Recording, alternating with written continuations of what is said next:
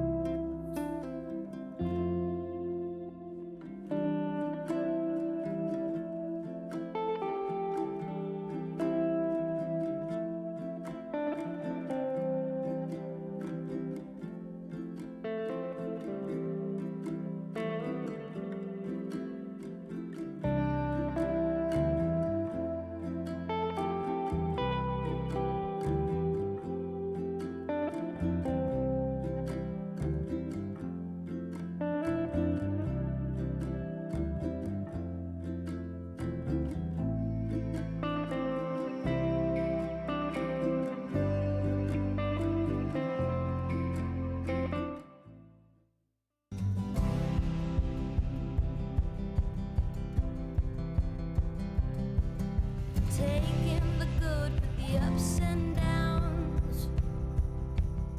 I wanna see how the world turns round. Let's go adventure in the deep blue sea. Home is with you wherever that may be.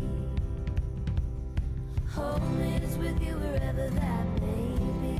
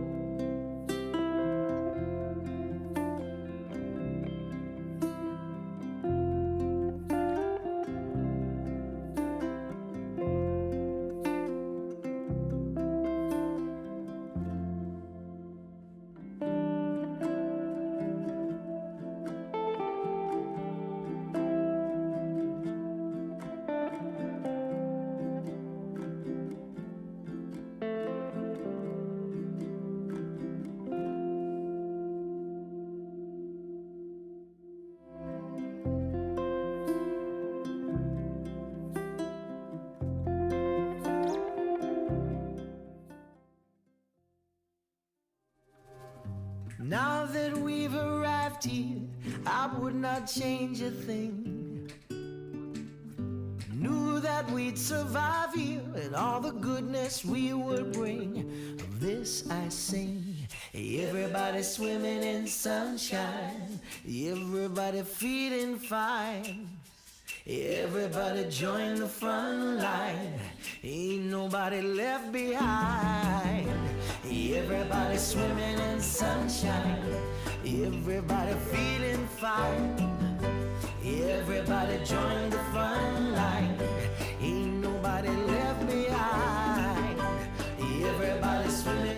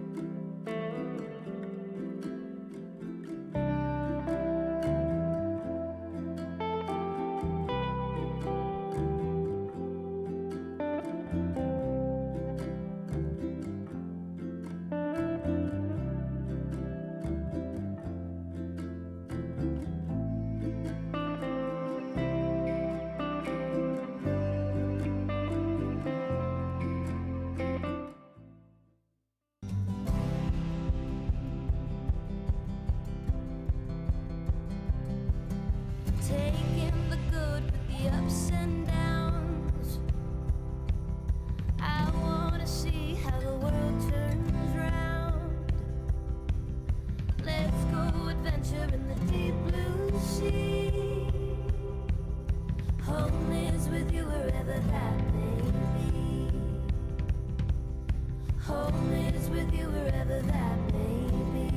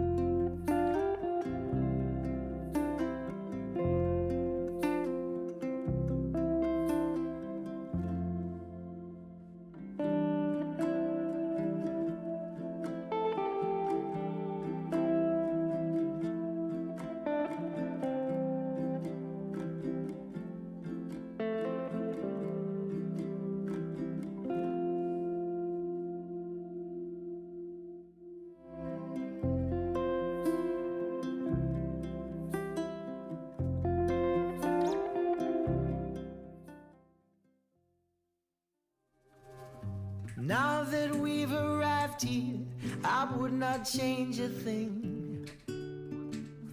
Knew that we'd survive here and all the goodness we would bring. Of this I sing. Everybody swimming in sunshine, everybody feeling fine.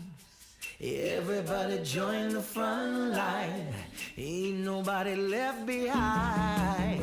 Everybody swimming in sunshine, everybody feeling fine. Everybody join the front line, ain't nobody left behind. Everybody swimming.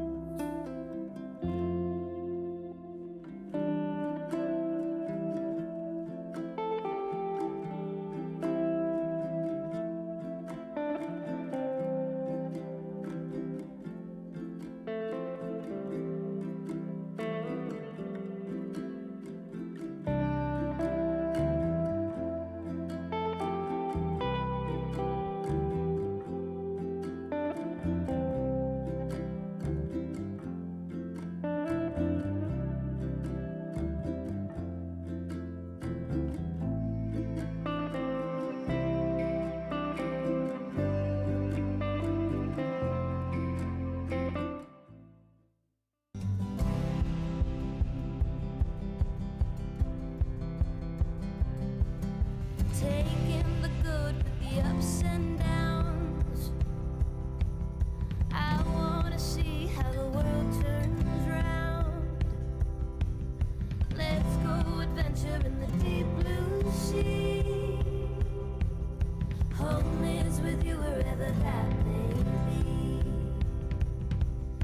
Home is with you wherever that may be.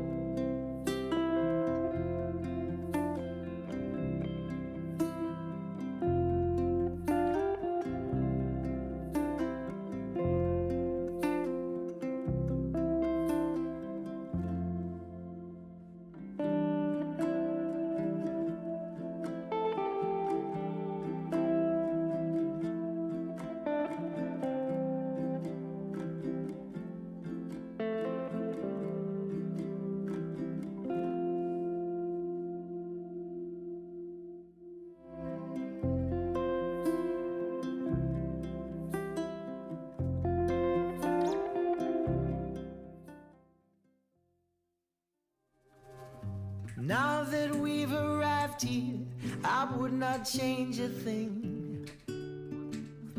Knew that we'd survive here and all the goodness we would bring. Of this I sing. Everybody swimming in sunshine, everybody feeling fine.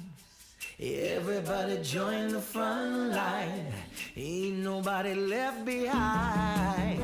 Everybody swimming in sunshine, everybody feeling fine. Everybody join the front line, ain't nobody left behind. Everybody swimming.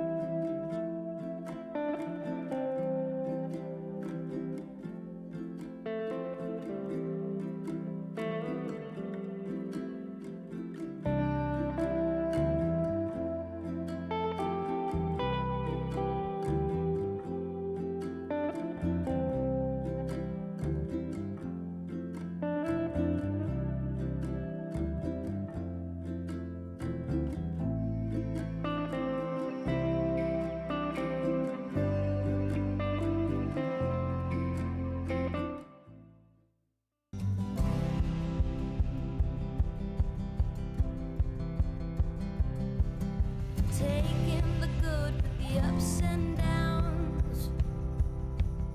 I wanna see how the world turns round. Let's go adventure in the deep blue sea. Home is with you wherever that may be. Home is with you wherever that may be.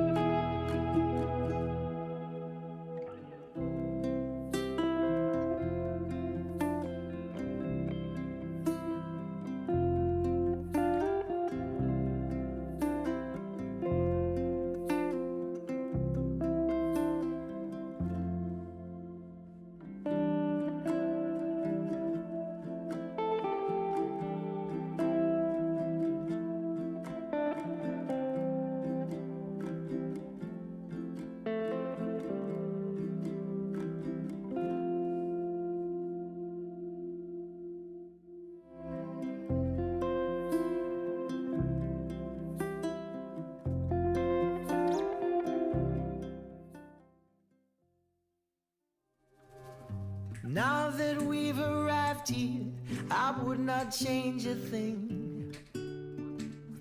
Knew that we'd survive here and all the goodness we would bring. Of this I sing. Everybody swimming in sunshine, everybody feeling fine. Everybody join the front line, ain't nobody left behind. Everybody swimming in sunshine, everybody feeling fine. Everybody join the front line, ain't nobody left behind. Everybody swimming.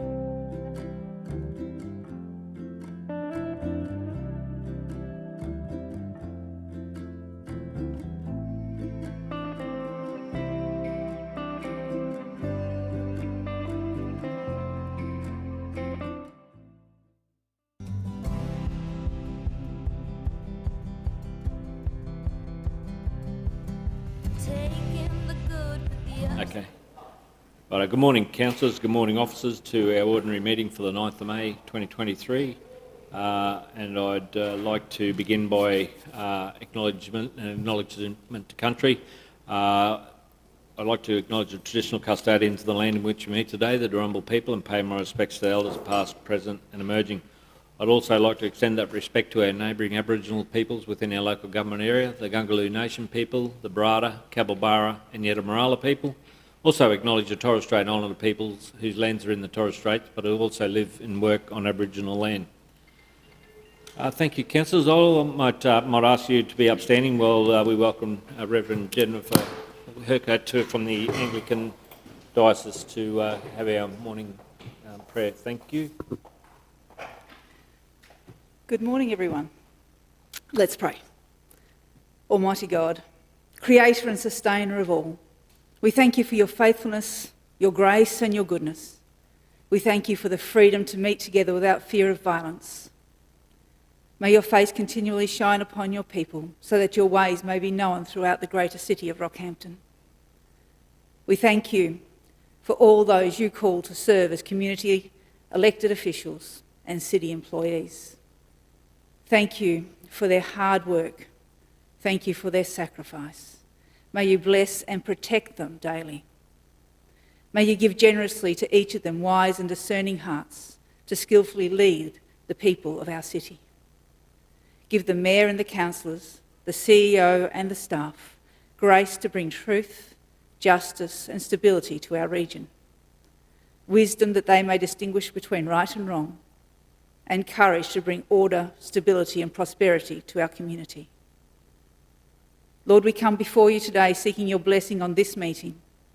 Give these, the elected officials of Greater Rockhampton, wise and discerning minds, hearts full of compassion for all who live in our great city, and the will to listen and to speak with humility and grace.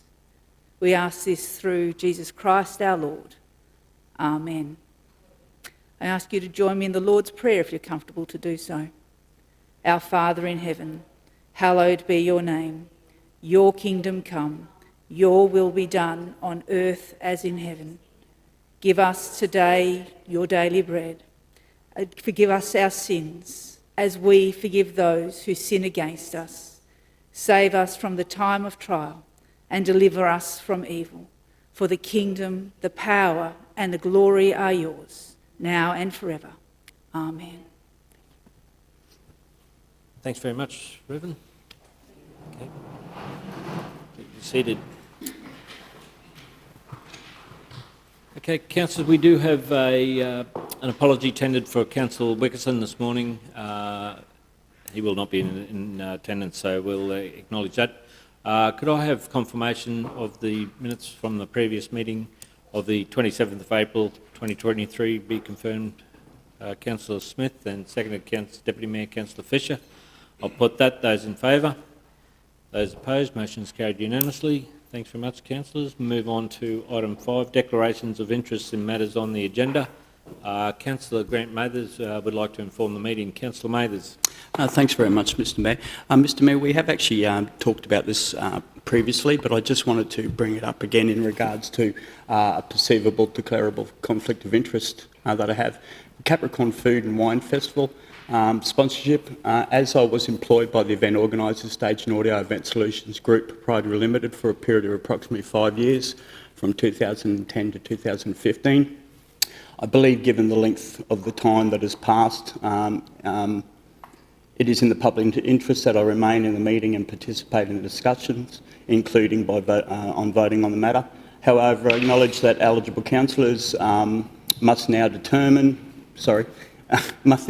pursuant to section 150 ES of the Local Government Act 2009 whether I may participate in the decision about the matter, including by voting on the matter, or must leave the meeting and stay away from the meeting while the eligible councillors discuss and vote on the matter.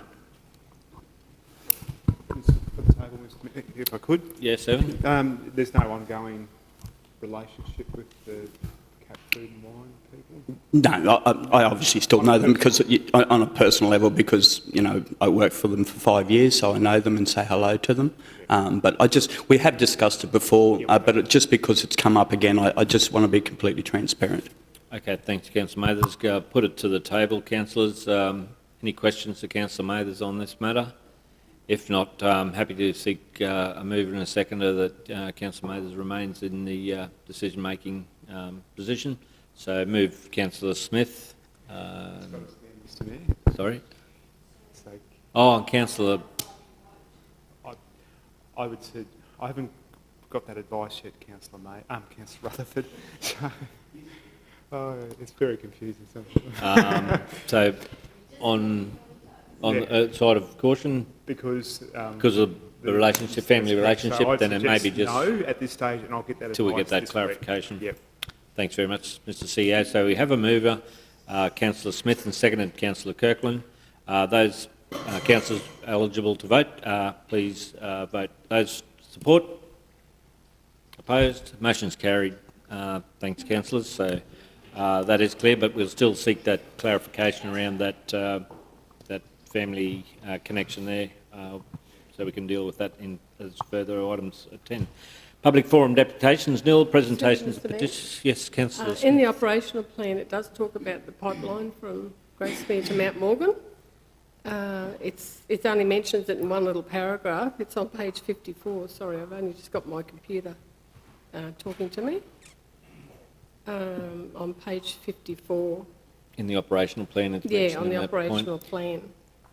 Even if it's not spoken about or No, questioned, it's on a technical level, Mr Mayor, once you go, it doesn't matter. if it's In there or it's not. In there, so we could, Okay. we could just make a note, Mr Mayor, on the way through that we exclude, you have to do probably 2 votes, one to either accept or reject the operational plan, excluding that component of the pipeline, and then another one to actually re-include it. So we'll pick that one up on the way through, Mr Mayor. Okay, we'll deal with that matter as we get to that item. Presentation of petitions, nil. Committee reports, nil. We move straight on to the councillor delegate reports. Councillor discretionary fund application for Mount Morgan Promotions and Development Inc. Councillor, there's a number of councillors there that have been approached in that space to support the promotions and development towards Mount Morgan CBD links in the historic past project. So it's very, as a community disadvantage, it's one that really does benefit from the tourism, and one that the council has been asked to supplement that project through their CDFs, and a number of councillors have made applications. As there are a number of councillors that are in that space, it needs to be brought to the council table for recommendation. So, move Deputy Mayor Councillor Fisher and seconded Councillor Latcham. Councillor, any questions with that one? If not, I'll put it to the vote. Those in favour? Those opposed? Motion's carried unanimously. Thanks very much. I'm sure that'll be a worthy project, and one, again, that can help the economic turnover in Mount Morgan with that project. Councillor, we move straight into the officers' report, 11.1, 2023 pop-up polo sponsorship proposal, and I'll ask Zach to present that report. In Morning, your role Mayor as and Executive councillors. Manager of Advance Rockhampton. So thanks very much, Zach. Howdy, everyone. This morning, I'm very excited to present 2 officer reports around sponsorship of great events that bring our community to life. But I will start with the first one, which is Pop-Up Polo. The Game of Kings, in its 5th year here, it really is an event that our local community loves to attend, but also has over 30% visitation from outside the region. This is an event that fills our hotels, fills our restaurants, and gets all of the retail clothing stores in town sales across the counter. I really like when events are in our region that are run by external parties. I think that's really important for us to support these. And so our officer report this morning is that Council approves support for this event in its 5th year, a cash support of $10,000, as well as an in-kind support of $5,000 for waste bins and goalposts on the field. This is a great event. I have attended it before. I'm not sure if you have, but it's certainly one that was attended last year by over 3,500 people, and one that is a great placemaking event for our great region. Thanks, Zach. Again, I'm happy to move as recommended. I believe the economic benefits to the community as this event is entrenched now on our calendar as an event there that many of the local community look forward to. But the economic benefits for the investment by the council is something there that's returned back to our community, so it's a win-win on that position. But I have a number of lights on, so I'll go to some questions and then come back to the resolution. Councillor Mathers, and Councillor Smith and Councillor Rutherford. Councillor Mathers. Thanks very much, Mr. Sorry, Councillor Latcham. Yeah. Thanks very much, Mr. Mayor. Just through you to Zach, if that's okay. Zach, this is a great event. The amount of people, it gets town really buzzing, so it's good to see. The question I do have is in regards to the $5,000 in kind. I noticed, the rubbish bins, but also the goalpost removals. The question I've got with that is, are they permanent goalposts that we're actually digging out and then putting back in? I might refer to Eileen, our event coordinator, to answer that question. Yes, I believe that initially they were permanent elements in the field, but due to the removal and reinstallation of them over the last couple of years, they have actually made them so that they're removable and a lot easier to replace. All right, thank you, Mr. Mayor. Thanks, Eileen. That was going to be my exact question, was if we are pulling them out, can't we make them, excuse me, can we make them removable? So, but, yep, you've answered my question. Thank you very much. Good question. Thanks, Councillor Mathers. Councillor Smith and Councillor Rutherford and Councillor Latcham. Thanks, Mr Mayor. Just wondered is there any cost to reinstate the grass? Because Eileen and I were just talking about we're trying to keep horses out of Vicky Park this year because of the damage that can be done with working horses on it. Mm-hmm. These horses are galloping backwards and forwards. I just wondered, has there been any damage in the past? Yep. Because I know what they can do. Another good question. So, Eileen, are you able to answer that one, or Zach?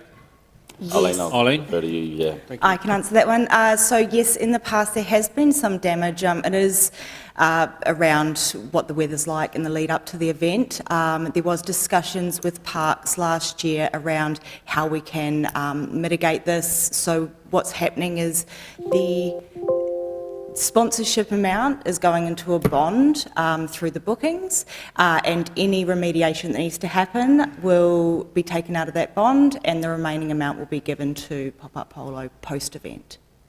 And if there's no damage, that just They returns receive the back whole to the council. sponsorship. They'll get the entirety, that's correct. Okay, righto. Councillor Smith. Yeah, I'm just thinking if we had rain beforehand, or I mean, you need a bit of rain always- to lay the dust, but Yeah. you can, yeah.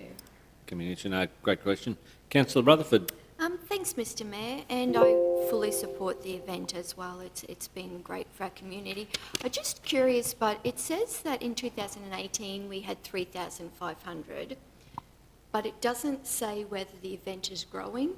It then talks about 33% from visitation. I'd be keen to know what the last event numbers were to see Sure. how this event, I think we anecdotally, we know these events are really good, but I think we also need those statistics behind it to actually prove that they are growing and they are,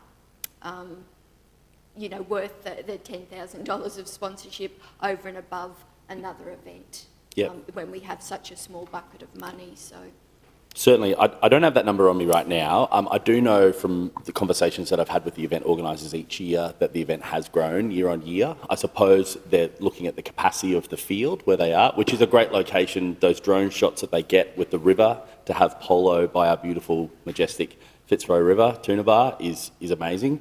I don't have those exact numbers on me, but I can get those back to you. But it has grown year on year. Thanks, Councillor Rutherford. Councillor Latcham. Thanks, Mr Mayor. Two parts to my questions to Zach. Firstly, just historically for the councillors, what's normally happened after each polo event?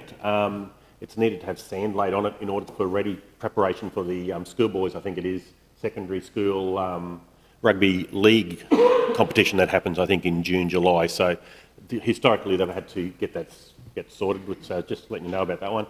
But the other one, the question is that going to be remiss of me as portfolio chair for waste and recycling?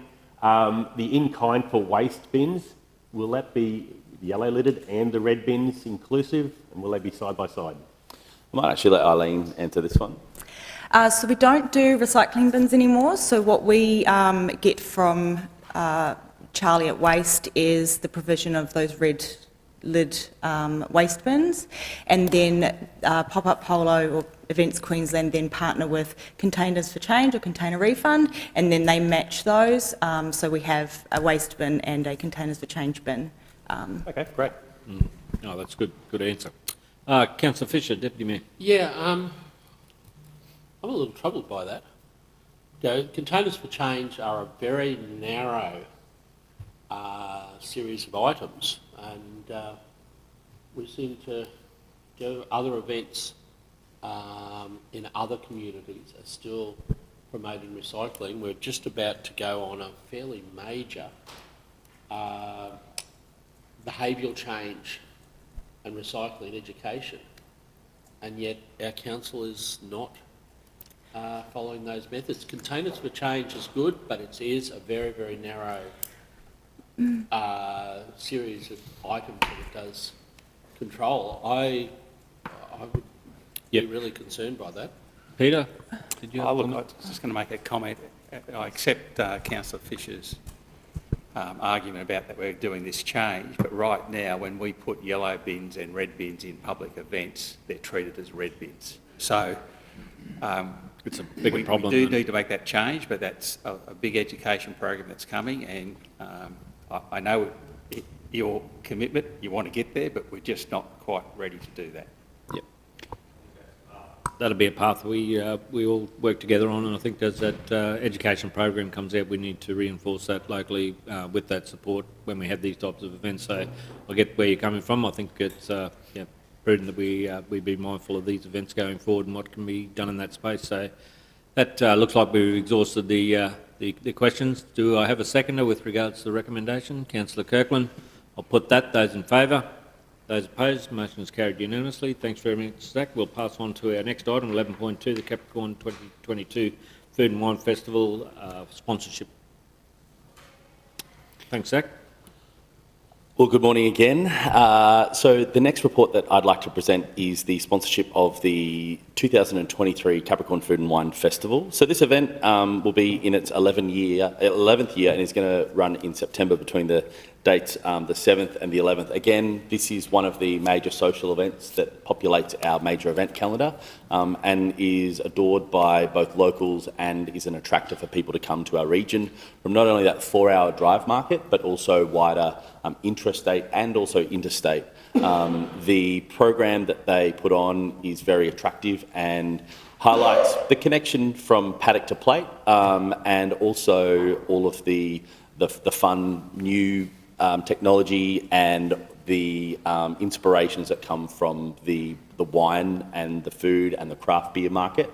And it's great to see that there's a mix of local brewers there as well as ones from far away. And I always like to see that mix where we want to support our local foodies, but also have that inspiration from people from outside the region. So the recommendation for this particular event is that Council sponsors the 2023 Capricorn Food and Wine Festival and agreed to provide sponsorship to the value of 20,000 plus GST in cash support. Thanks very much, Zach. Again, I'm happy to move this one. There are some questions. Councillor Smith. Yeah, just a question and a comment, Mr Mayor. So will we normally charge a lease fee or for an event on the riverbank there? Like the 20,000 is actually cash. There's no in-kind. Is that right? I might refer to Eileen for that one. Is there a speaker there, Eileen? Do you have a... Sorry. Yeah. Yes. You're right. So the 20,000 is actually cash. Will we normally charge a fee for using that section of the riverbank at all? Yeah. Might just need In this instance, we haven't charged for this event. Yeah. Yeah. No, Yeah. Okay. So, look, I think it's great for our livability, but I think I say it every year. I just have a little bit of concern because it's sort of like a private business. Normally we donate heavily to non-profit groups and charities, but this is a little bit different, and I just have that little concern every year. I think it's a great event for Rocky. I've only ever been to one, probably two. Through the chair, Councillor Smith, I do believe that they're set up as a not-for-profit event. Yeah, and also going back to our point of council puts on some amazing events that we own and operate, and it's really important that we support third parties and external parties to run these events where council contributes such a small amount for such an incredibly major event on the calendar. Yeah. Can I just ask, is the 20,000 what we give every year, or is that Correct. up from last year? For the last 4 years, correct. Okay. Okay, thanks, Councillor Smith. Again, they're questions that need to be raised from time to time. And again, it's a great benefit putting Rocky on the radar and people, visitors to towns, but also for our locals. And it is about the livability of the region.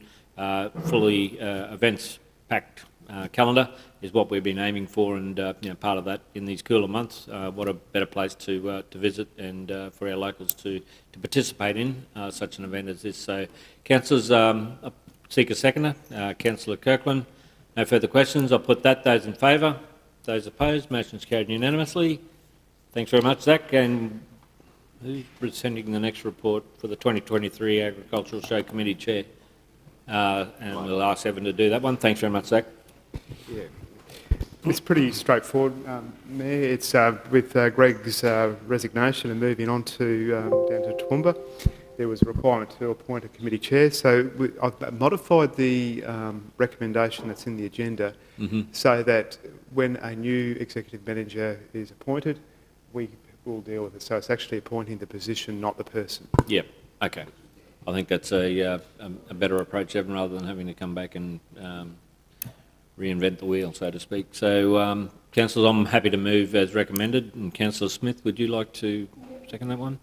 Seconded, Councillor Smith. We'll put that. Those in favour? Those opposed? Motion's carried unanimously. Reasonably straightforward report, that one. So we'll move straight on to our next item, which is 11.4, development application for an MCU for an extractive industry, 440,000 TPA. Thanks very much. To go. Good morning, Mayor and Councillors. This is a development application seeking a development permit for a material change of use for an extractive industry. So it's next slide there, Karen. The site is located on the eastern side of Power Station Road opposite the Stanwell Power Station. It includes 2 lots, one of which is owned by Stanwell Power Station and captures the power station itself, as you can see on the kind of western side of the screen there. The quarry operators rely on access over Stanwell's land from Power Station Road in order to access the quarry pit. So it kind of looks like a bunch of different lots here, but there's just 2. So the quarry pit itself's in one lot, and all those other lots are actually part of the Stanwell Power Station. They're just bisected by roads and creeks. The quarry pit itself is existing, was established in 2002, is located approximately 3,500 metres from the nearest dwelling and is screened by existing mature vegetation and the natural landform.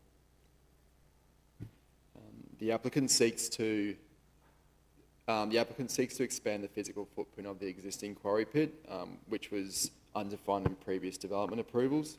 So the applicant seeks to define that footprint and also set the maximum extraction rate to 444,000 tonnes per annum. The footprint of the use area is approximately 25 hectares, up from approximately, I think, about 8 hectares. So like I mentioned before, the access of that quarry pit is over that lot owned by Stanwell Power Station. That agreement's historically just been an agreement between Stanwell Power Station and the quarry operator, and that's seek to be formalised by the imposition of an easement across that lot, which both Stanwell and the quarry operator were open to in discussions before the decision today. So you can see there the existing physical extent of that quarry pit, then the proposed extraction area to the east, and it kind of cuts into the western slope of that existing hill. So the application was publicly notified. There was one submission received during that notification period from Stanwell Power Station, which is quite odd considering they provided landowner consent for the application itself. The concerns of that submission primarily related to the access through their block. But like I said, discussions post that submission around trying to formalise that access and the requirement for an access easement alleviated some of those concerns.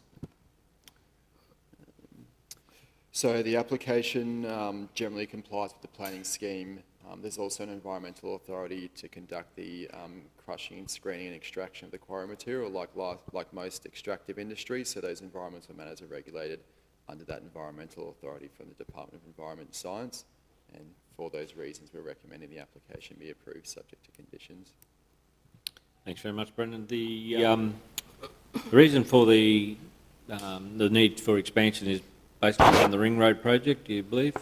Yeah, that's part of it. It's probably like We've seen these ones coming through now, all related to that project, so it's understandable that there are these existing facilities there looking to expand. I've got a couple of questions. Firstly, I'll just go to the portfolio spokesperson. Anything from your end, Councillor Mathers? No. All good here, thank you.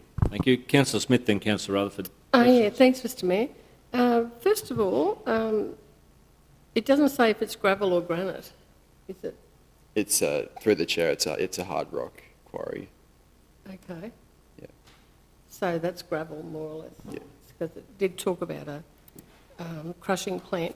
The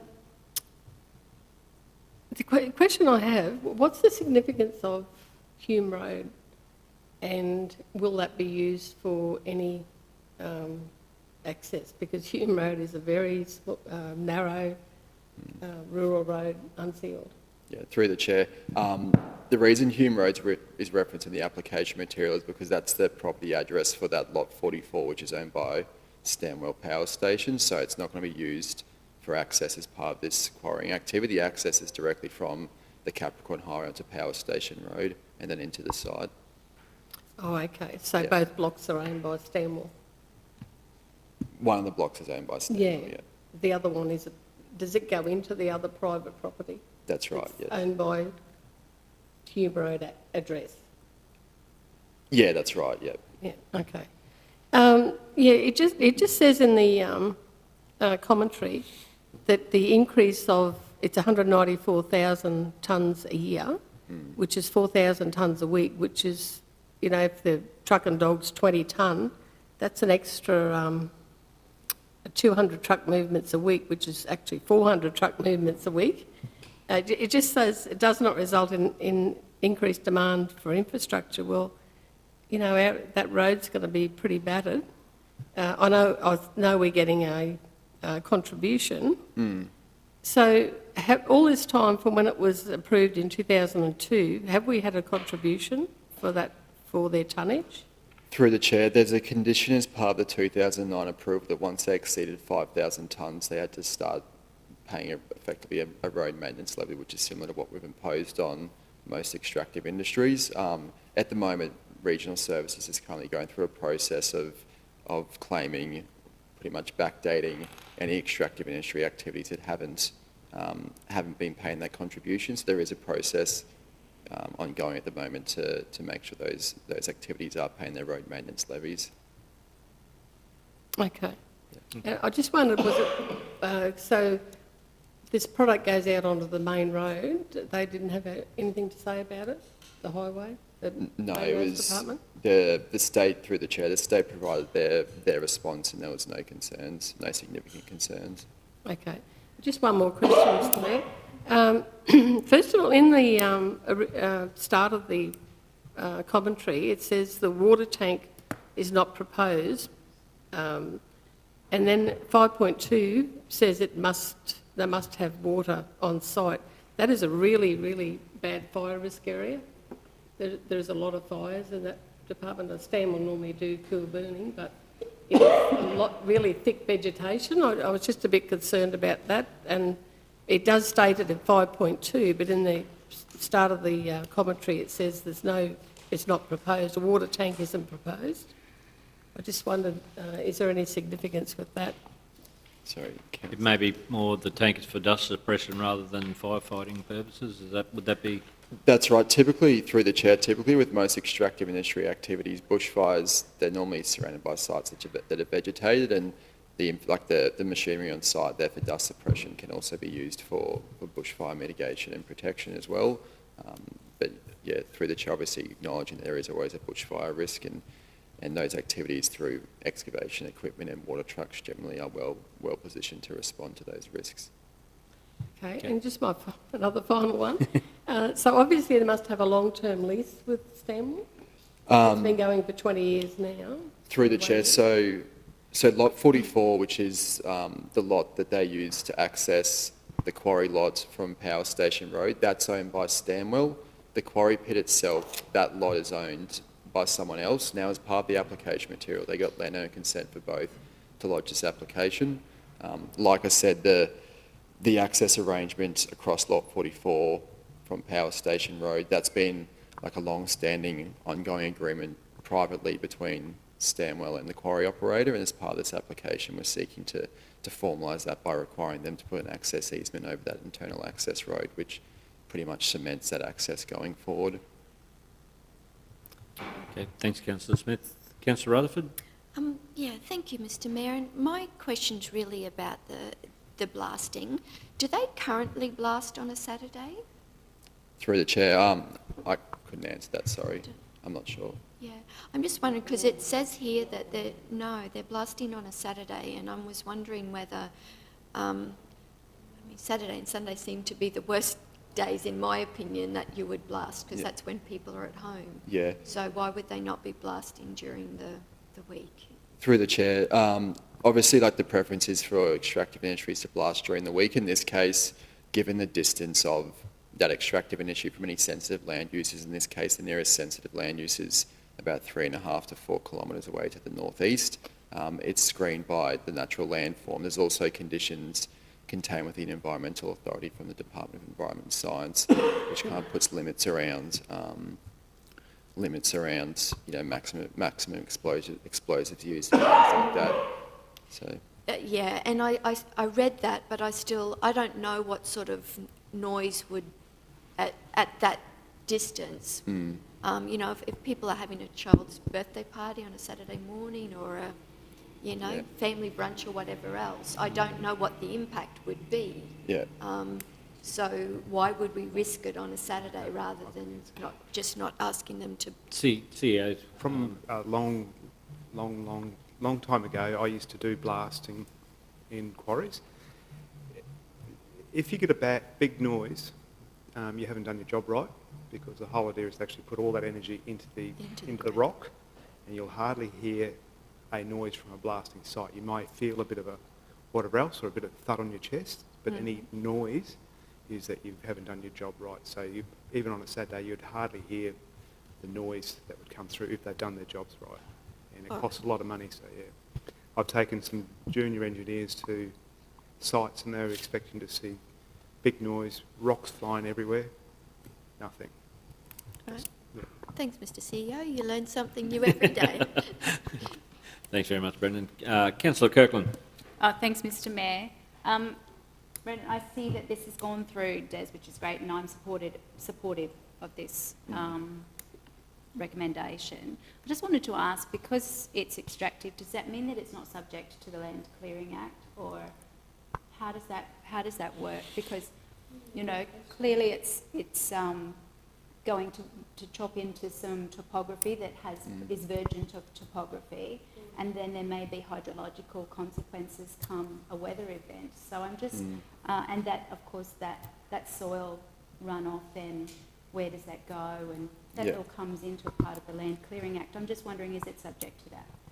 Through the chair, as part of the application, it was referred to the state. One of the referral triggers related to vegetation clearing. Now, this application was lodged back in 2021. It's obviously only reaching a council meeting now, and the main reason for that is because it was escalated through the state for the vegetation clearing. So there was a period of, I think, at least 9 months where the applicant was going back and forth with the state, trying to resolve outcomes around vegetation clearing and also making sure that water runoff wasn't going to be adversely affected as a result of that land clearing. So it has been considered. just more so at a state level. So it's a combination of conditions contained by the Department of Environment Science and the Environmental Authority, and also separate conditions imposed by a different state department who looks specifically at vegetation clearing. So those things have been considered just at the state level. Through you, Mr Chair. So could I safely assume then the state are happy to take the responsibility for any runoff that might affect the Great Barrier Reef, etc., that is covered in that Land Clearing Act? Through the Chair, that's correct. There's, like more recently, they've introduced legislation where there's a lot stricter requirements for any sort of land clearing or certain activities within the Great Barrier Reef catchment. So that's explicitly looked at those types of potential risks. And you're right, like they are captured by everything at the state level and in those conditions. Okay. I'm constantly on a learning journey as far as these things are concerned, and I'm sure my colleagues know where I'm going with that. Thanks, Brendan. Thanks, Councillor Kirkland. Councillor Mathers.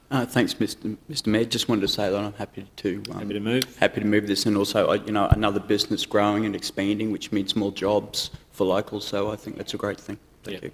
It's a good indicator that the Ring Road project's well and truly on the way. So yeah, we'll see that happening. You're right. So move, Councillor Mathers. We have a seconder. Councillor Latcham. Put those in favour. Those opposed, motion's carried unanimously. Thanks very much for that report, Brendan. We'll move on to our next item. Yep. 11.5, development application for a mineral change of use for a shop florist and an operational works and advertising device. Hand over to you. Cool, please. get going. So yeah, this is a development application for seeking development permit for material change of use for a shop and operational works for advertising devices associated with that shop. So the site is located on Upper Dawson Road, approximately 1,300 metres from the Allenstown Centre and about 1k from the Botanical Gardens. The site was established sometime in the early to mid-1900s for the use as a shop. More recently, that use was abandoned, hence why there's now a requirement for the applicant to go through the process of reapplying for that shop use.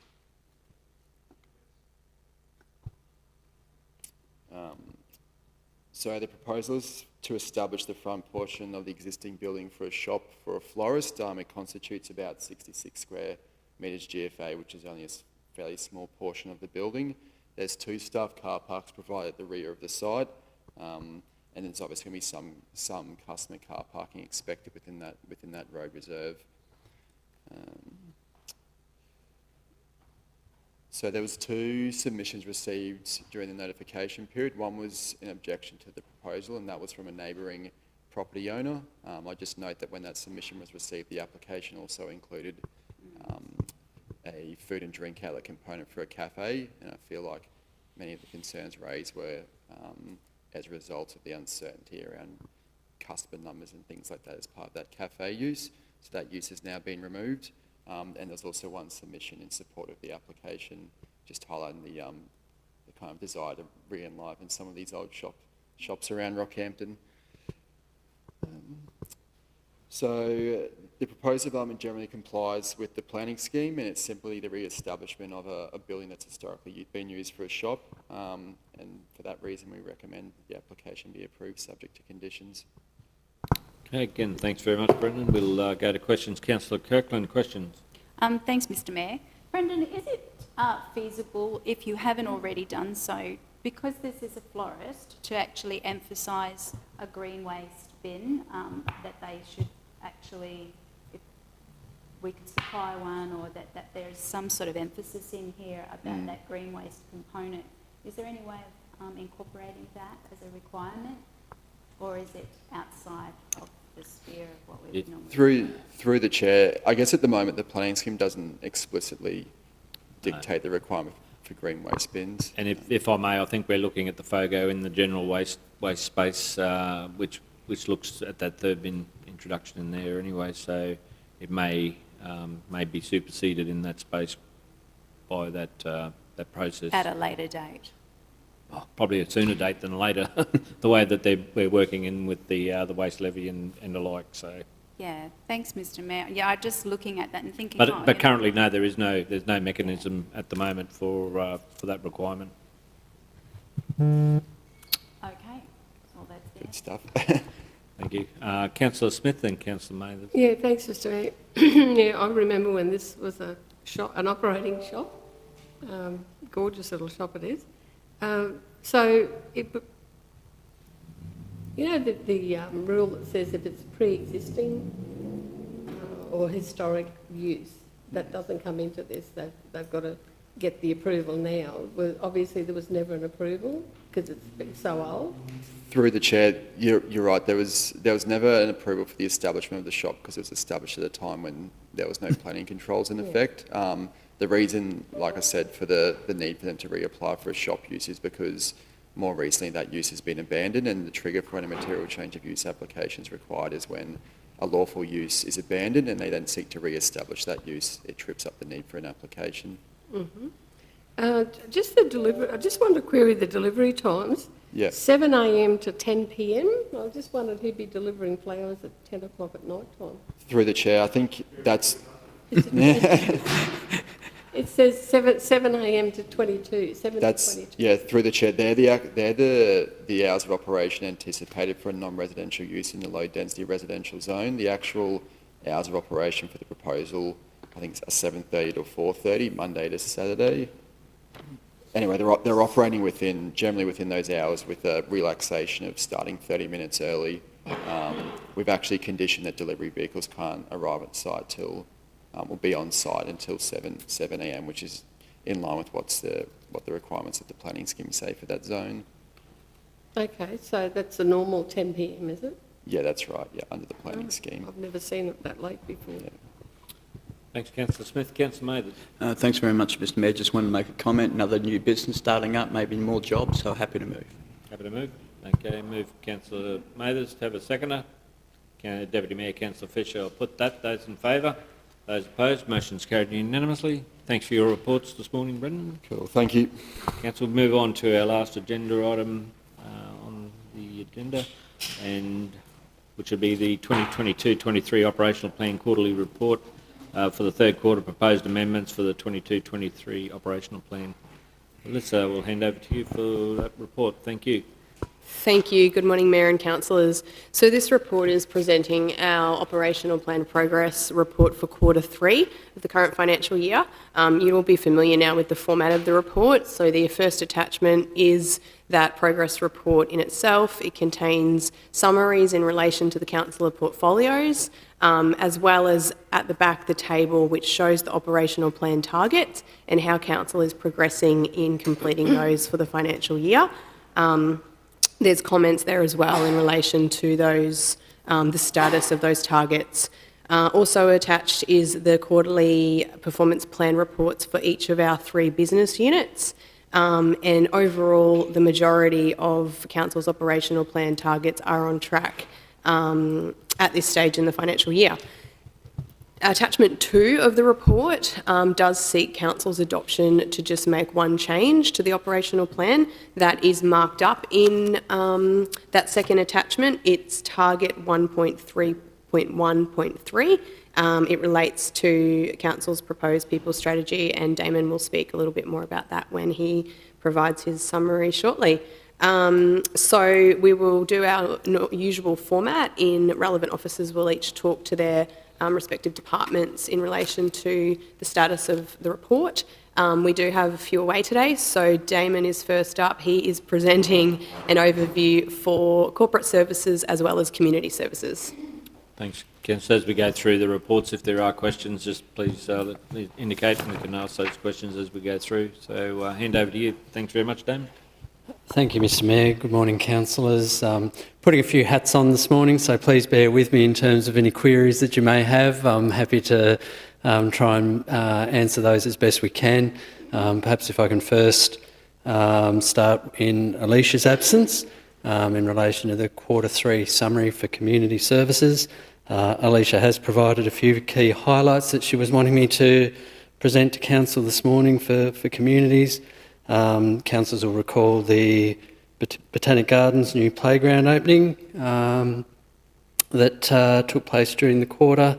Major success, a number of community members that were in attendance during that weekend, and I believe it has been continued to be patronised very well since the opening. Secondly, we've got the tenders for the entrance hub that is due to close very soon, and I understand then there'll be that process of evaluation. Excuse me, I'm just still catching my breath, just had to dash up from Walter Reid.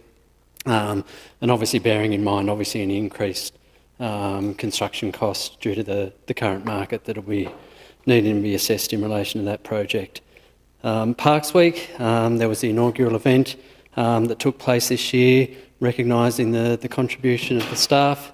As councillors I think that were in attendance would have seen, there's been that body of work, if I can put it that way, that the team have been undertaking there, not only in terms of the growing season, but seeing what improvements that they can make internally. So Alicia's feedback has been that that's been well received across the team, but there will be that ongoing work that both her and Alicia are doing on that front. On the communities and culture front, Alicia tells me that March was also Local Production Month, with major venues delivering the annual community musical at the Pilbeam Theatre. With the Take a breath, Damon. Thank you, councillors. Just bear with me. With the production of Into the Woods. The musical was a significant undertaking this year. I believe it was something a little bit out of the ordinary for the team, and did, I guess, extend our local musicians and production teams. However, while I didn't attend personally, understand that was delivered to the customary high standard that would be expected, and to overwhelmingly positive reviews. Valentine's Day this year, February 14, celebrated Library Lovers Day. So that's a day where the library team gave away, I think it was in the order of 500 books to children under the First Five Forever program. Again, another great success, seeing a number of families engaging with the library, and obviously hopefully that'll be a lifelong journey that those youngsters will continue on with. And Alicia's just asked me to remind councillors as well that there is an event on the 17th of May during National Volunteer Week, a recognition event for our volunteers across council.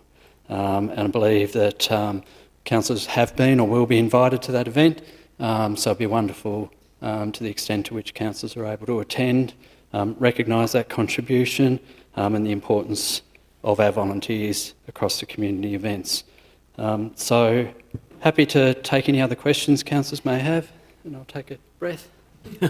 You're right, Damon. Thank you for the report. Questions, councillors? Councillor Kirkland, question. Oh, thanks, Mr Mayor. Not so much a question as a comment, and I'll go very slow to give Damon time to just breathe over there. I just wanted to comment on how excited I am about that GIS field app that they're using in parks, and I'm really full of expectation of continued improvement in that area, but because of the use of that app. So congratulations to whoever came up with that idea. I also attended the teacher development, the professional development expo over at the Pilbeam Theatre. I think Councillor Smith was over there as well. And I was really pleased to hear already some flow-on effects from that expo.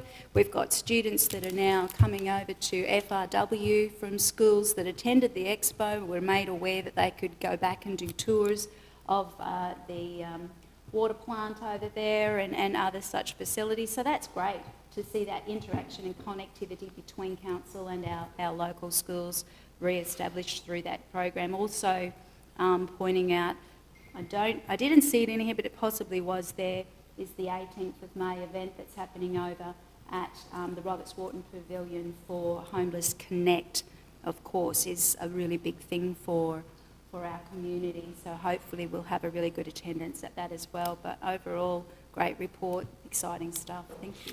Thanks, Councillor Kirkland. And yeah, you're right. That app, being generated by the staff is, credit really needs to be paid to the to that initiative, and we can see the benefits of that starting to come to the fore. So great work done in that department. At the time of the year, as the grass growing starts to slow down, the app probably needs a bit of refinement over that time, but really looking forward to the benefits of that. But working with the schools, like you mentioned, is another great opportunity, and I've had the opportunity to move around with a number of the schools, and those career pathways that are starting to establish with the number of the schools, really building that opportunity, how we can grow jobs and strengthen the region's economy.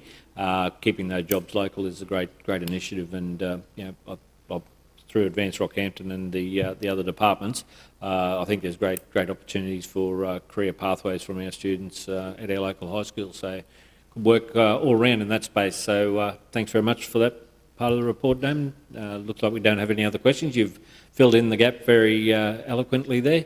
And without the portfolio, especially with Councillor Wickerson, I'm sure there's probably less questions that would have been there from the cultural side of things. But well done. Thank you.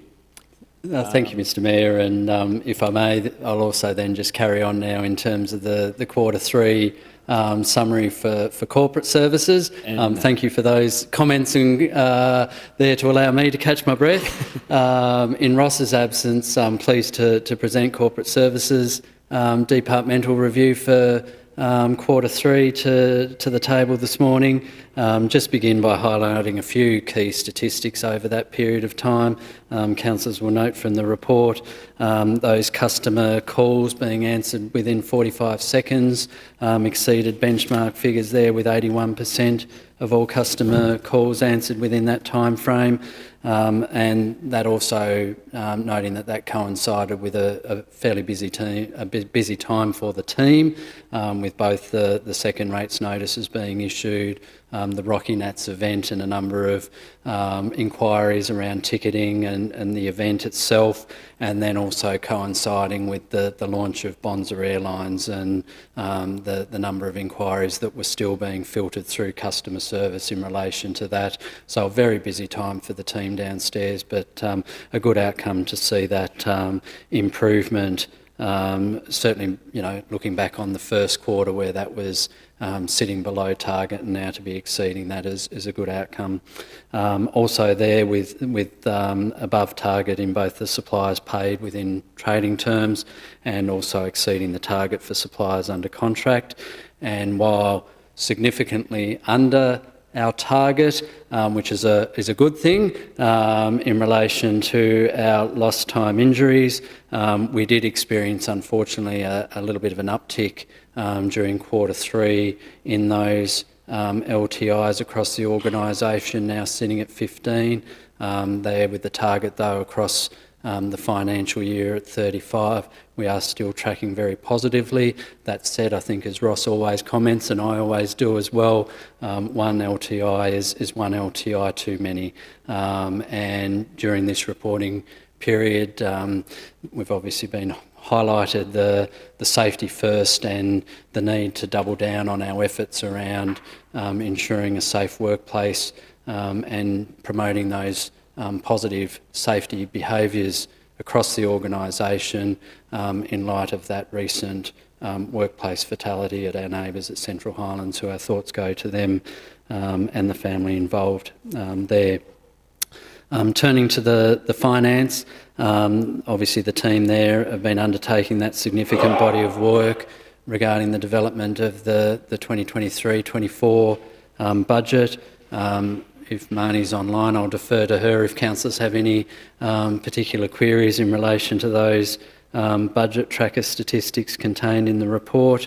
From corporate and technology services, councillors may have seen from the report that reference to the implementation of Technology One's SaaS migration to the cloud.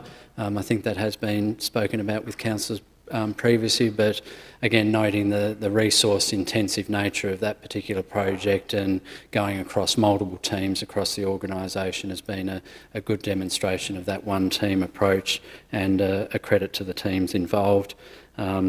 Moving to the performance of the Rockhampton Airport, again noting those strong passenger numbers exceeding budget targets. As Marcus has commented in the past, obviously that has that flow-on effect around those other commercial revenue streams there at the airport. And as we've highlighted already, those commencement of Bonza Airlines and opening up of those routes out of Rockhampton to Cairns, Townsville and Sunshine Coast during that particular quarter itself. A great outcome for the region, and obviously one that I know the team will be closely monitoring throughout the coming months. Alyssa has already highlighted to councillors this morning in relation to that amendment that's being sought today in relation to the people strategy. We've obviously canvassed with councillors more recently around the all staff survey that was undertaken during that reporting period, which was a significant response that we received from across the organisation. 61% of all of our staff completed that survey, which provided us with great positive, by and large, reference point to be able to measure the sentiment, satisfaction and engagement of our employees across the workforce. The results that we receive from that are designed now to help inform that. The next stage of development of that people strategy. Unfortunately, both time and resources have beat us as far as being able to reach that target of 30 June this year, hence why that amendment is being sought and for your consideration this morning. Again, happy to take any questions that Council may have. Thanks very much, Damon. Thank you, Mr Mayor. Councillor Smith, question to Damon. Yeah, this was in the first part of the report, it's right near where the lost time injuries are. Sorry, I've been flicking through and I've lost it now. It just says 96% of suppliers,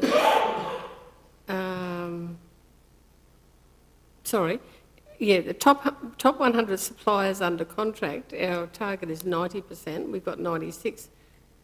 I thought all suppliers had to be under contract or be listed as a preferred supplier. Oh. And I thought all people that we deal with have got to be registered with us. And I just wondered why that wasn't 100%. I thought we couldn't pay anybody that wasn't under contract. We may have had some exclusive rights ones with ones that no one else can provide that service locally. There may be we do also have quotes by 3. We can go out, just don't have to use the supplier list. You can actually go and get 3 quotes. Yeah. We've got tendering contracts as well. But then they'd have to be registered with us to deal with us, wouldn't they? Not necessarily, no. Oh, okay. No. So they're registered on our financial system, but they're not a preferred supplier as such. And through the chair, sorry, Councillor Smith, I don't have particular breakdown of that 4%, for example, but I'm happy to go back and speak with Megan and perhaps be able to provide all of councillors separately a bit of an update in relation to that. Yeah, I mean, 96% is pretty high. Yeah. And sorry, this one probably belongs in communities. It says, it's on page 10 of 54, 70% regions accommodation occupancy average. And I thought we were up near the 100%. The fact that you can't get a house to rent. Yes, so I believe that's we're talking about motels. hotels and Sorry. Yep. Yeah, okay.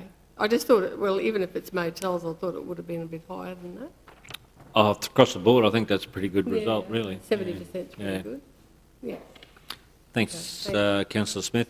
Thanks, Damon. That looks like that no further questions to your report. We'll ask the solicitor to come back and move on to the next area. Thank you, Damon. So Peter will provide his summary now for regional services. Thanks, Alyssa. Good morning, Peter. Good morning. I'm a bit disappointed. I think you'd like to knock your light out then. Wrong. Okay. Good morning, Mayor and councillors. Before I jump into regional services, I'm just going to talk about overall capital program. There's some reference in the report about infrastructure spend, but just to make things clearer. No. Just a pipeline one, we just cover that. Okay, so I'm just going to talk about overall capital expenditure. So right now our capital expenditure is sitting at 90 million. Our current target is 130 million, so we effectively have 40 million to spend between now and 30 June. There is a large component of that that is parked to the side. So we are on pretty good track, I believe, to get to our, I'm going to tell you, 110 million capital expenditure. That's not all regional services, but obviously a fair component of it. Okay, so then I'll jump into regional services. In the waste area, I'm just going to highlight that we were talking about schools and interaction with FRW. Council now has 17 schools signed up for their Recycling Hero program across Rocky, which is a really good outcome. There's a couple more that are going to come on, and it is really a very successful program across Rockhampton. The next thing I'm going to talk about is a bit more waste, and that is there's a lot of work going on, and we will come back to Council at the right time on this regional waste management plan. It's been a real challenge to get a plan agreed to by all councils. It's getting close, and when we get that to the final point, we will come back and brief Council on it. It should be ready for the fourth quarter. If I keep going on waste, I'll talk about their waste performance plan. It's been a strong quarter for waste. It's achieved virtually all of its operational capital targets.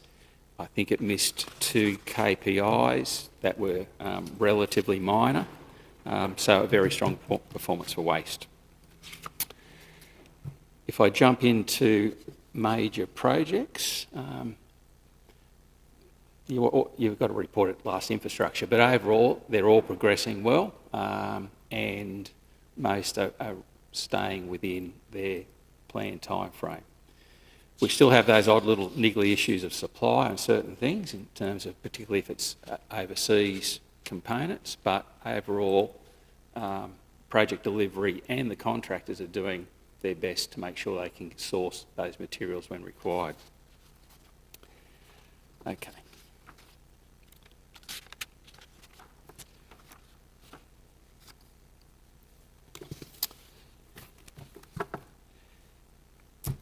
In the development of asset management plans, we had 2 this year. One was airport and the other was sealed roads. The sealed roads asset plan is a very big review.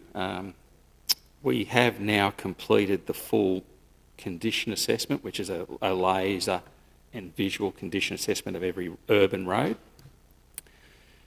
Work is underway in terms of establishing, out of that we establish a priority list of roads.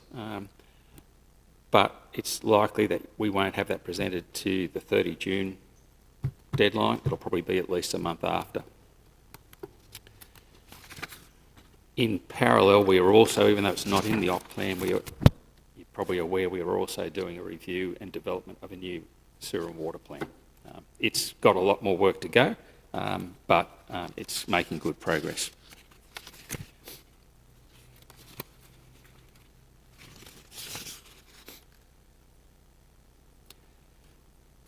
The next comment I'm going to make is about FRW. The FRW plan,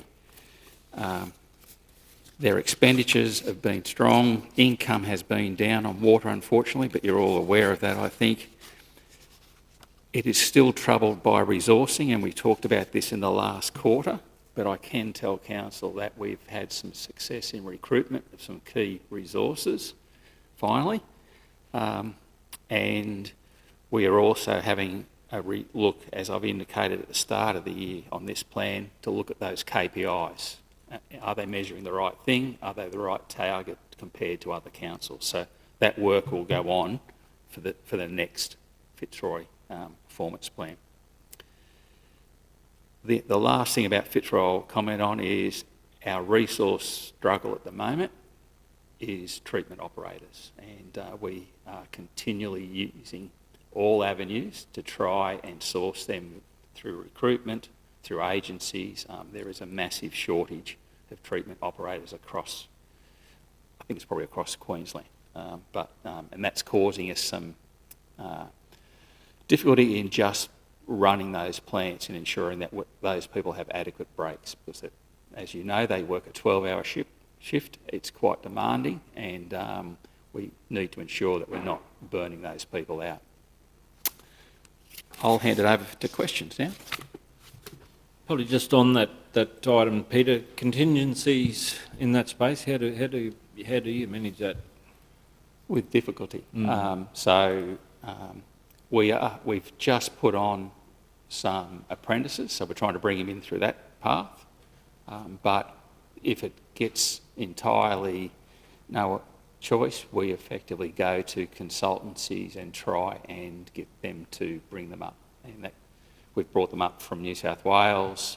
We've been using a Queensland-based company, but even they are struggling to keep treatment operators at the moment. Thanks for that update. Councillor Kirkland is portfolio spokesperson for Waste and Water. Water and waste? Water environment. Sewage waste, anyway. Thanks, Mr Mayor. I just wanted to ask you a question, Peter. On page 39 of 54 there, you've got that the capital revenue is at 13% influenced by... am I allowed to talk about that with Councillor?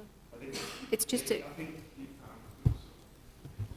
I think if it's about, well, if it is about the pipeline, I think Councillor Smith should leave the room due to the conflict of interest. Yeah. Okay.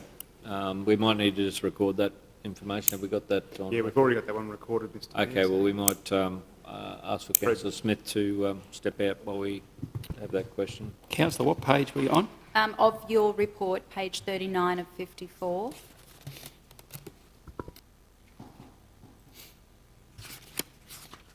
There's a little chart on there, a capital spend chart. Might help you find the page.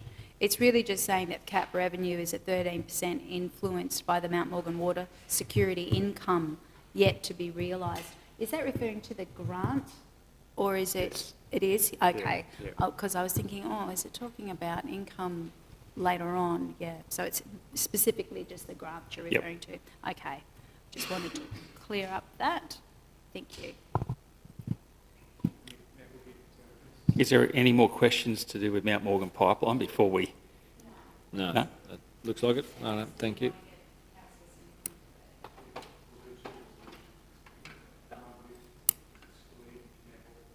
Yep, and then one with it. Righto. And that's in the overall adoption of the recommendations. Righto.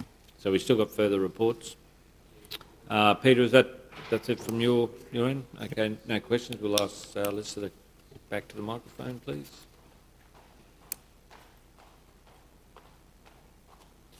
Thanks, Peter. And finally, but certainly not least, is Zach. He's going to provide the summary for Advance Rockhampton. Again, welcome, Zach. You got the nice stuff. Yeah. Hear all about it. Thanks, Mayor. Thanks, councillors. Thanks, Alyssa. An update for Q3 from our Advance Rockhampton unit. I'll break it into the industry development events and across that tourism visitor economy. So we look at the industry development first. Our key projects that progressed through the quarter, we had our economic development strategy and action plan matrix in development and due for presentation this quarter. There's 111 actions in there, and we're working diligently to make sure that all of those have all of the right KPIs and measurements and reporting modules in place there. Our contract for the Circular Economy Frameworks has been awarded, and a presentation to Council will happen this quarter. Works on the Rookwood Weir Landholder Support Program now at 100%, which is fantastic, and ongoing work continues on the Making Water Work program. The recreational fishing program, and also the Advancing Mount Morgan programs.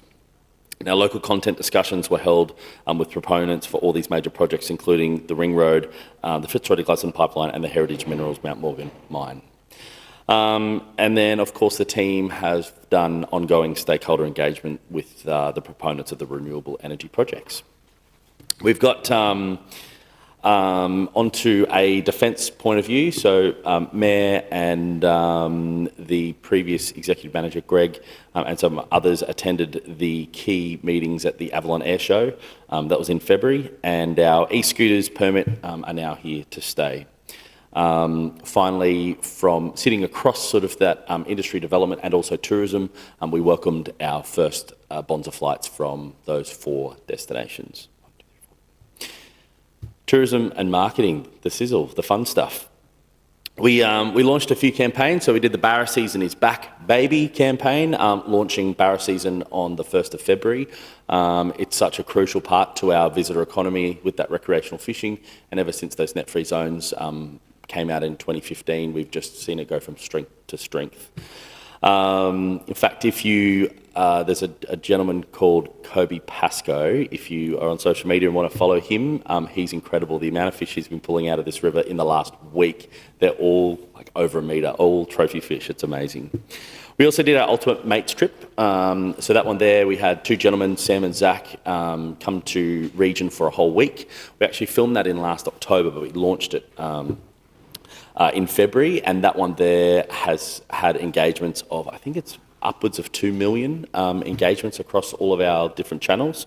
The content that we created there was amazing. We launched our Amazing Animals Monopoly board in March, so that was a collaboration with Monopoly, the brand, and so we had a series of animals from our Rockhampton Zoo feature on the board as the little tokens and in the cards as well. Ongoing work here around having commissionable products. So last week I was at the Australian Tourism Exchange. There's 2,300 travel agents, wholesalers and inbound tourism operators that we sell to as a destination. And there's some work there around moving our current product that we've got in our region to being commissionable so that travel agents want to sell it. They only sell things that they can make money on. So having that online bookability and then that commissionable product is key to our progress in that market. And of course, some wins with our sporting tourism. So, planning works around the Queensland Touch and also the Queensland Country Rugby Union, both of those first 2 weekends of July. Into major events, now we had the Australia Day and the Country on Kershaw celebrations, and then it was right on the cusp of sort of what I call like peak event season. So all of the Rocky Nats works that were overway that fell into Q4, as well as the Rocky River Run, which we signed a contract with our naming sponsor there, Channel 7, the Rocky Show, which was our 150th year. I think they call that sesquicentennial. Is the name for 150 years, and then working up those River Festival and Capricorn offerings. And might I say, the event team that we've got down there have just been doing a tremendous job. That's the end of the overview from Q3. I welcome any questions. Thanks very much, Zach. And the economy and the projects there, we're starting to see the fruits of all that work coming through, and there's some great announcements coming through with Alliance Airlines, Heritage Minerals, Railway Workshops, and what's coming off for Rookwood. Really will position ourselves in the next few years of some phenomenal growth, and what that means to the region's economy is going to be something there that we will see those benefits of for a while. So I think we grasp that opportunity to grow other areas, and like defence, and that's one there we're working in collaboration with our neighbouring councils, but also with the 2032 Olympics, and in that space as well. I'm working with a couple of the councils to see whether we take a similar vein to what we've done with the defence collaboration in that space as well. So we'll keep you posted on the developments of that. But it's an exciting time. Meanwhile, with all this, what the airport's achieving and the events that are occurring in this time of the year, it's a great time for the council and that going forward. So questions, and I do have a quick update on the fishing one too. I'll share with the councillors if that's okay. But I'll go to Councillor Fisher first and other questions before we do that. Thanks, Councillor Fisher. Just with the material that you're working with the travel agents, AR are still sending material like the Rocky tourist magazines and things to the drive tourism areas, because I've actually had raised that there's minimal, if not any, in some of the tourist information centres Okay. through Western Queensland. Are you talking about our destination guide, Councillor? Sorry. Any bit of information, there's Brochures any or- brochures and that, there's vacant gaps on the shelves in a number of the centres. Okay. We, to answer that, so our destination guide, to start with, which is the A5 one, so we use a packing business in Brisbane that we send it to. It's one that all of the accredited VICs then pull out stock from, and so they can go on at any time and order our brochures.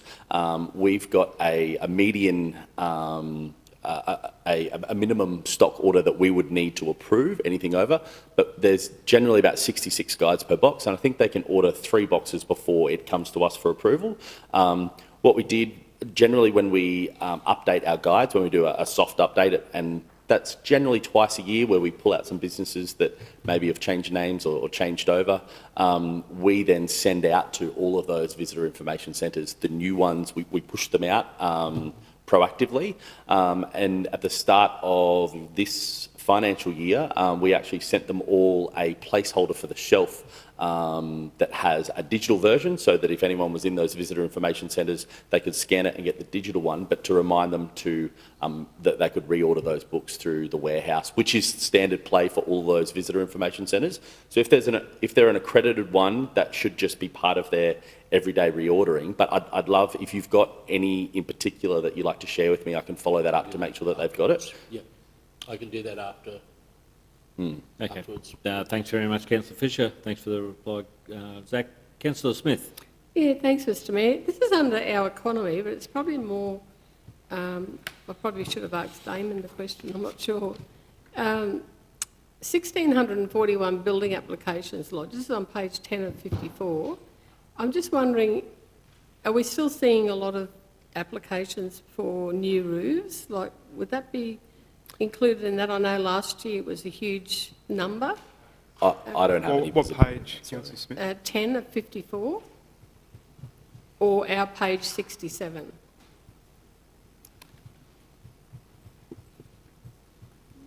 I noticed that's a lot of building applications, yet we've only had 68 new lots created. Yeah, we'll probably take that on notice, Councillor Yeah. Smith, and I'd say it is a bit of the roofs. I know the roofing stuff is starting to decline Yeah. off over that way, so but there is a fair amount of renos going on around the See, place. but we're not seeing that many new houses, the building applications. No, it's but probably from- it could be for carports or... No, the hail damage still, the application for the hail damage for the roof replacements needs to get Yeah, an I know approval. So as they come off, we'll see that Yeah, we had taper a off. big increase, I think it was last year. Big decrease. It'll start to go down. And- Councillor Mathers? And Yeah. just, sorry, Mr. Mayor. Oh, Just is it possible to find out the 68 new lots created? I presume that's Edenbrook mainly. Is it possible to find out where they are as well? Yeah. Again, we can take that on notice. Yeah, we'll and- take that on notice, Councillor Okay. Smith. Just to Councillors aware, and I think Marnie's mentioned it previously, a lot of the new lots coming through don't have the valuations on them, so hence we can't do the valuation. So we're not actually seeing all the lots that are being signed off actually coming through council at this stage. Hopefully that will, and I think it's just across the state there is that much going on that the departments is struggling to keep up with to do that. So the Lands Department does that valuation Yeah. for your rates? It's not good for our bottom line though if we're not getting those rates coming through. Councillor Mathers. Thanks, Mr Mayor. I was just going to answer something for Councillor Smith there. And it's, yeah, I remember Marnie telling us that as well, because I wasn't aware about that in regards to that they've got to be valued before we can charge them, which makes sense. So, but Councillor Smith, in regards to that, they can probably come back to you with it, but if you have a look at the plumbing inspections, that will actually give you a more detailed idea of what new properties are being built. Because they've got to be authorised by the plumbers, so that'll give you a more detailed figure. With plumbing applications, I'm thinking of... Yeah, no, well, so, building. But but new houses. Yeah, but that would be new houses. That's correct. Yes, so your plumbing, you know, they've got to be signed off by the plumbing side of it. So that'll give you new houses. Okay, thanks very much. Jack, can you pass on thanks to the team for the work that they're doing in the background? It's great, busy time and great to see that. But just so I'll take leave of the meeting. I've got just a clip for 2 minutes on the fishing, so I'll just give that a quick... Oh, yes, I shared this, it's great. Not going to play the game for me. My friend, Steve. Oh, it's my volume's down, sorry. Already been removed shows not only are heavily fished breeds recovering rapidly, but they're growing bigger as well. This is the one that didn't get away. To know that they're out there and they can be caught is a buzz. Rockhampton fisher Stephen Purnell is strictly a catch and release sportsman. You see, he doesn't like the taste of fish. Nowadays, he struggles to even land some of the huge barramundi he's hauling in. A 1.2 metre fish was one every 6 months you'd hit, but now it's a weekly occurrence. In 2015, Rocky's Fitzroy River was one of the 3 sites chosen where controversial gill nets were banned, following pressure from environmental groups furious at the amount of bycatch the nets were killing. It's unsustainable and destructive fishing. It's a real issue for the species in the marine park, the turtles, dugongs and dolphins. Now, a report just released has produced a positive outcome at all 3 sites. There's virtually no unintended catch, and the size of the barramundi being landed is up to 23% on the Fitzroy River. Further north along Chinaman Creek in Cairns, the barras are an average 30% bigger. And it's a similar trend for other big fish breeds, like the sought-after threadfin, up 24% in size and more than a metre long. You would never get a 1.2. Now we're talking up to 1.4, 1.5. They're big prehistoric dinosaurs, they look like. But yeah, that's exciting. Environment groups say a ban on gill nets across the entire Great Barrier Reef is no longer a maybe, but a must to keep reeling in the good news. Tim Collins for 10 News First. Thanks for that. Thanks for your patience, guys. It is good to see the results coming through on that. So, yeah. Mr Mayor, can I make a comment? I find it rather hypocritical of Channel 10. They gave Rockhampton Regional Council such a bad rap when we were supporting, and you led the way, of removing those nets. They really did so many negative news stories about Rockhampton, and yet now they're jumping on the bandwagon there that it was actually the vision was in the best interests. Yeah, it's good to see that the benefits of that we did say at the start we're paying off. So there are a lot of people in the background work in that space as well. It's not only just the council, but there's the recreational fishing community that really advocated strongly and copped a fair bit of criticism in that time, like you mentioned. Thank you, councillors. We'll move back into our gentleman. Councillor Kirkland, did you have a question? Or Yes, I do, if I could, Mr Mayor. It's just back on page 14 of 54 under our environment. I just wanted to ask about the electricity usage and the previous year measurement there. Is that for the whole year or for the similar period? Alyssa? Through the Chair, Councillor Kirkland, I would have to check that, I'm sorry. I do think it's the quarter, and therefore, yeah, I'll check. We'll take it on notice and come back to you if that's all right. Yeah, if it's annual, then it looks like our electricity usage has gone up, which is a concern given that we've put into place a lot of measures to actually bring it back. So I would love to get the feedback on that if I could. That'd be great. That'll No worries. clarify whether that is an issue. Thanks very much, Councillor Kirkland. We'll follow up on that one. Alyssa? Thank you, Mayor. So that concludes our summaries for our progress report. So just going back to the recommendation, which the wording up there on the screen has been updated to break it into those different resolutions to exclude the Mount Morgan water pipeline. That's it. So if you can endorse and adopt that change to the People Strategy target. Thank you. Okay, thank you. Councillor, we have separate...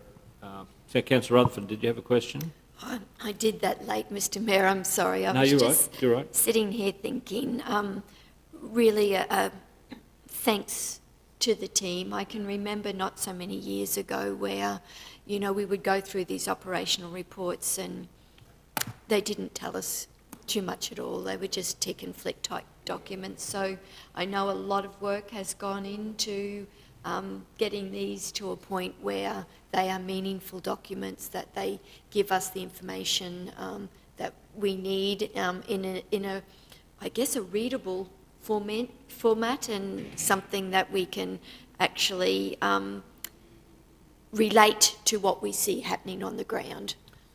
So it's, you know, it's a very good process that we've been through, a great outcome for the hard work, and just thank you to everybody involved in getting to this point. Yes, Councillor Rutherford, I endorse that. And again, you know, it was a prime example with Peter explaining the, you know, the struggle they have with staffing at some of the plants, and you know, it's not, we're not isolated in that space, but it is a challenge, and just understanding that through the reporting is a great way, than rather than just reading a report and not getting that level of detail. So, thanks very much, Alicia, and the teams for all their reports this morning. It was yeah, quite commendable. Okay, we'll move on to the officers' recommendations, councillors. So we'll deal with the A and B section first of that we received the 22-23 operational quarterly report for the 31st of March, excluding the Mount Morgan Pipeline project, and that we adopt the proposed amendments for 22-23 operational detail within that report as outlined in attachment 2. So I'm happy to move as recommended in that space. Deputy Mayor Councillor Fisher seconded. I'll put those in favour. Those opposed, motion's carried unanimously. We'll ask Councillor Smith to take leave while we deal with the other matter there that was part of that report, councillors, which is that the council received the 22-23 operational quarterly report for the 31st of March 2023 for the Mount Morgan Pipeline project. Got it all out there. Move Councillor Kirkland, seconded Councillor Rutherford. I'll put those in favour. Those opposed, motion's carried unanimously. Thank you, councillors. We'll invite Councillor Smith back into the meeting.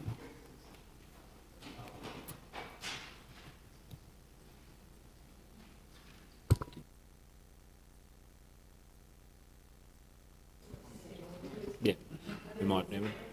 Okay, councillors, that brings us to the end of our agenda items for this morning. I'd like to thank everyone for your attendance and participation, also the officers for their reports, and I'll close the meeting. Thank you. Councillors, if you just wanted to hang on for a sec, we'll...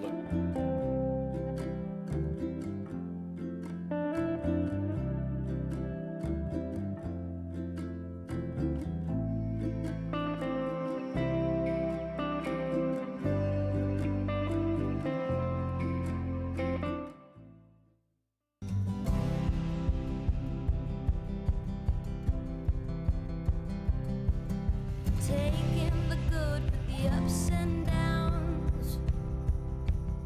I wanna see how the world turns round. Let's go adventure in the deep blue sea. Home is with you wherever that may be. Home is with you wherever that may be.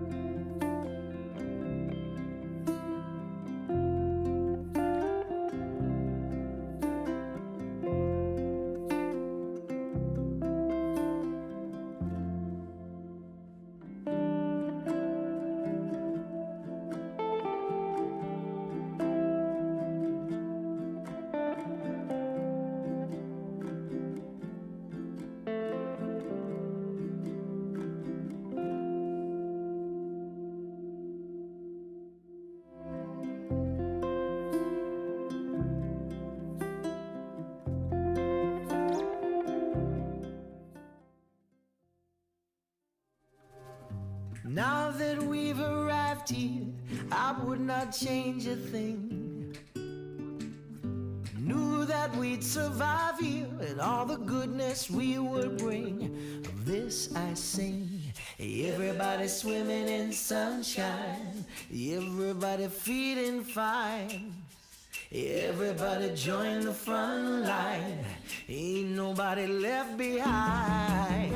Everybody swimming in sunshine, everybody feeling fine. Everybody join the front line,